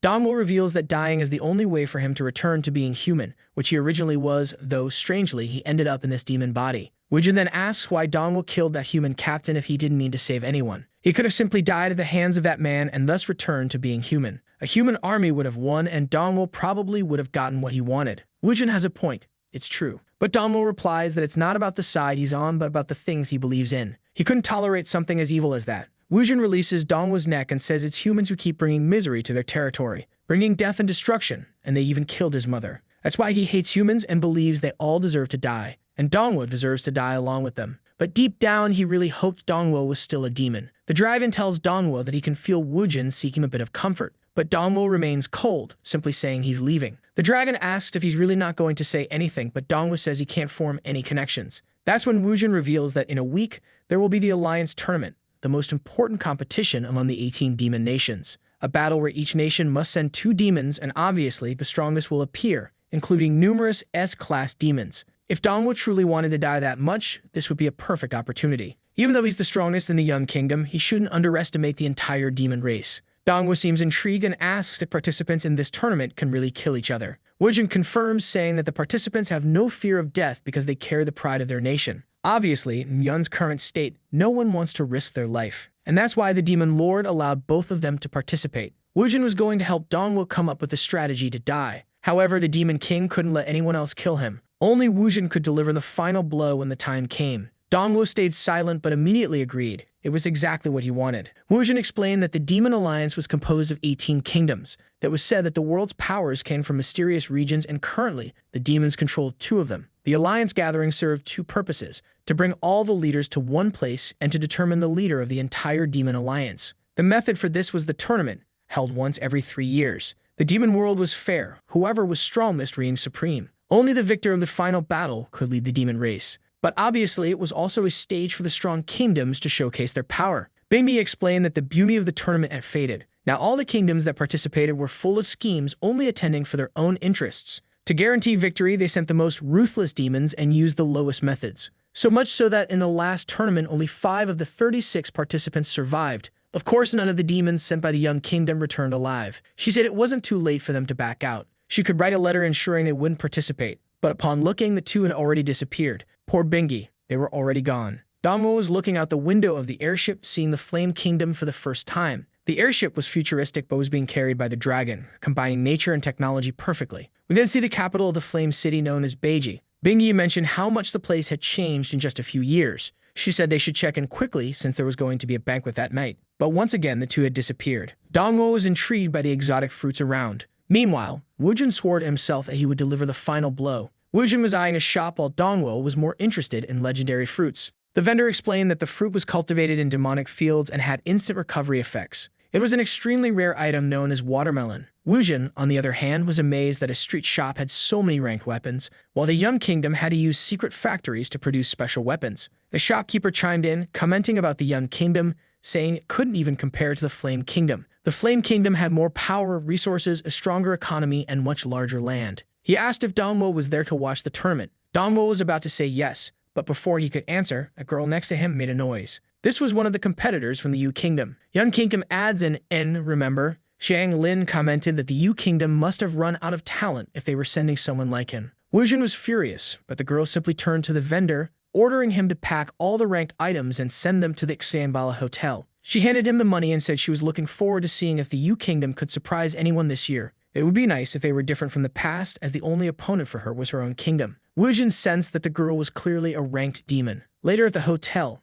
he told Bingy that the people in this region were far too arrogant. She replied that it was to be expected. No one would be friendly right before a championship. The truth was that when these tournaments first began, most kingdoms had similar strength. But over time, the Flame Kingdom, Yu Kingdom, and Lei Kingdom kept accumulating power. And as the saying goes, the strong get stronger, especially considering that these three kingdoms almost always alternated victories among themselves. The prize for the competition was a stone that allowed a demon to advance to rank S. The winner also became the commander of the 18 armies, gaining the right to use the Alliance's mines. Dongwu seemed impressed by something. Mamie said they had arrived at the greatest pride of the entire demon race. Just then, someone appeared behind them. A man pushing a girl in a wheelchair asked if this was the Changbala Hotel. Xiang Lin commented that she'd run into those weirdos buying watermelons again. Wujin was already losing his temper, ready to hit her. But Bingy calmly told him not to fall for the trap, reminding him that the tournament was about to begin. Meanwhile, Dongwu was talking to some people who said they were from the Mist Kingdom. Dongwu warned them not to go easy on him if they encountered him in the tournament. Bingy, seeing this, suggested they leave quickly. But suddenly, she felt a strange energy behind her and her backpack flew off. Dongwu didn't seem too concerned, wondering where the invisible thief was. But the guy from the Mist Kingdom stepped forward, telling Dongwu to watch his sister. He closed his eyes, exuding a blue energy, spread his arms, and summoned energy behind him. Suddenly, they were in a sea of energy. He opened his eyes and said, "Found them." He stretched his hand, launching an ice attack, and froze the invisible thief's foot. As soon as the thief looked up, Wujin was right in front of him, declaring that such behavior must be punished violently. The guy immediately reveals that he's from the Fallen Kingdom, and just begs not to be handed over to the guards. Meanwhile, Dongwu praises the boy for easily finding the invisible thief. Bingy thanks him too and asks if he's already rank S. The boy, named Lacey, says the Mist Kingdom has never had a ranks demon, but he's working hard toward it. The scene shifts to inside the hotel, where they all enter. They're registering while a guard mentions that apparently everyone has arrived. A man in a white suit nearby says it's time for the preliminaries to begin. Walking through the corridors, people comment on how crowded the place is today. Looking at the clock, Bingy remarks that they'll miss the banquet at this rate. Dongwu, while walking, finds it strange that they sent a wheelchair user to compete. Finally, it's their turn, but Bingy calls the Mist group over, telling them to go ahead. The receptionist asks for their documents, wondering why they're not already in hand. A bit embarrassed, Lacey hands over the documents and asks if she's referring to these. But suddenly, everyone starts murmuring about someone arriving. A man lounging in a chair comments that every time this guy shows up, it's a spectacle. Who's this now? Oh, here comes Lin and Lai from the Lei Kingdom. The man was the biggest star, and apparently they sent a wheelchair user just so she'd die in combat. Or not. Look at her serious expression as she speaks. As they enter, one of the guards approaches the line and orders everyone to move aside. The guard even tells Lacey to get out of the way. Lacey doesn't respond, and the guard throws him aside. The girl calls out to him but feels a hand on her shoulder. It's Dongwu staring seriously. The receptionist tells Lin Lai that his mother can skip registration entirely. Lin Lai replies, telling his siblings to escort his mother while he handles the check-in. And out of nowhere, he's hit by Dongwu. As he stumbles into the arms of the guards, Dongwu picks up Lacey's sister and places her back in line, declaring that they would go first. The receptionist is utterly confused, unsure what to do. Meanwhile, the man in the white suit is eagerly anticipating the show. The problem is that Dongwu has taken a risk, forgetting the title Lin Lai holds. the most powerful of all demons. Linley asks if he was really pushed. He approaches Dongwo, commenting on his bravery. But Dongwo completely ignores him, only asking the receptionist if there's an issue with the documents. Linley places a hand on Dongwo's shoulder and asks if he can't hear him speaking. Clearly, Lin Lai is exerting a tremendous force, but nothing is happening. Woojin mutters that Dongwo should rip his hand off. Linley pauses for a moment and lets out a Joker-style laugh. Even Woojin feels the pressure. Lin Lai, now excited, says he admires Dongwo's courage. He finds his power fascinating and can't wait to see his abilities. But suddenly, someone raises a hand, asking Mr. Lin not to do this, as he would be disqualified. It's a short demon who declares that Lin Lai is a super VIP and doesn't even need to be in the common registration area. Lin Lai should already be in the luxurious suites and shouldn't concern himself with these lowly people. After all, the common quarters are only for smaller kingdoms. Lin Lai retreats, saying he understands, and bids farewell to the two, stating that the competition awaits. Woojin approaches the receptionist, asking how long they'll have to wait. A demon from Alklingo steps forward, saying he'll handle it. He asks if Lacey's card is valid and informs him that the girl beside him isn't authorized to check in. Lacey protests, saying it doesn't make sense since the invitation allowed him to bring a family guest. But the demon dismisses him, claiming there's no proof she's his family. He also mentions that the rooms are nearly full. Dongwo begins to notice how much harder everything is for the lower-ranked kingdoms. Jin grabs the demon by the neck, reminding him that they are invited participants and should be treated with respect. But the demon tells him to let go, warning that Jin isn't competing and could cause their team to be disqualified. Reluctantly, Jin releases him. The demon sneers, saying kingdoms like Yun and the Mist Kingdom should never have joined the alliance. It's ridiculous for them to demand to be treated as important people. But Bingmi intervenes, stating that everyone there is overestimating themselves. Suddenly, the demon explodes in rage, calling them a bunch of filthy farmers who only came to steal food and drink. Jin grabs the demon's mouth and begins lifting him, pulling him by the neck. But Bingmi steps in, tossing him aside. She declares that coming to this place and experiencing everything for free is a great blessing. However, that doesn't mean they should be treated differently. She slams the demon to the ground, proclaiming that as the current lord of Yun, she will not allow her citizens to be humiliated. She is a descendant of Liu Yun and was present at the formation of the 18 nations. What the demon just said now gives her the right to give a like in this video that helps Mamoru make more juicy content for his viewers. Activate the cheeky little bell, and I'm out.